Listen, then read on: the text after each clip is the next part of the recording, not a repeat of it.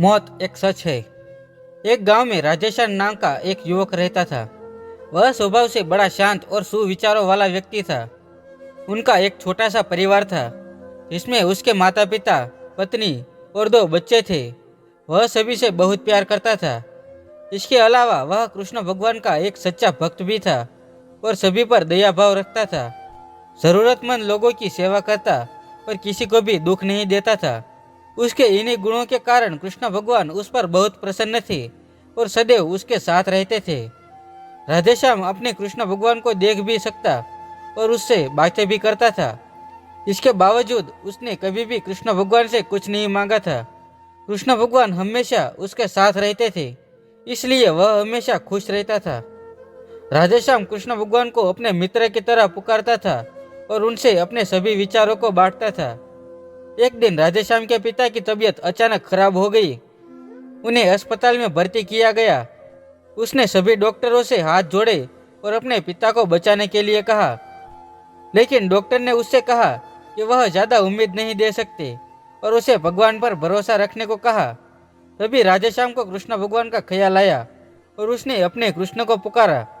कृष्ण भगवान राधेश्याम की पुकार सुनते ही दौड़े चले आए और राधेश्याम ने कहा, मित्र, तुम भगवान हो, मेरे पिता को बचा लो।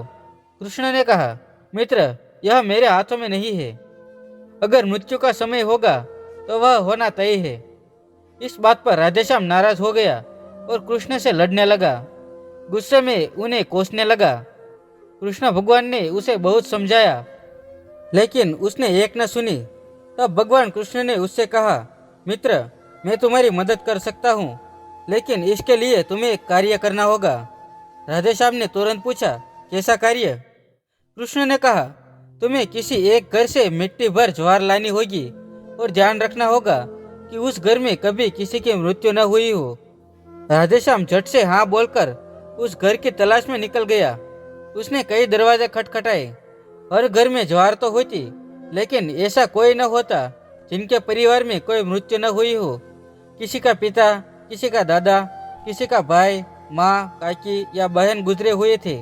2 दिन तक भटकने के बाद भी राधेश्याम को ऐसा एक भी घर नहीं मिला जिसमें किसी की मृत्यु न हुई हो। तब उसे इस बात का एहसास हुआ कि एक मृत्यु अटल सत्य है। इसका सामना सभी को करना होता है, इससे कोई नहीं भाग सकता। राधेश्याम अपने इस स्वभाव के लिए कृष्ण भगवान से क्षमा मांगता है और निर्णय लेता है कि जब तक उसके पिता जीवित है उनकी सेवा करेगा। थोड़े दिनों के बाद राधेश्याम के पिता स्वर्ग सिधार जाते हैं। उसे दुख तो होता है, लेकिन कृष्ण भगवान की दी उस सीख के कारण उसका मन शांत रहता है। आपको यह कहानी कैसी लगी हमें कमेंट करके जरूर बताना और अपने परिवारजनों के साथ शेयर भी जरूर करना।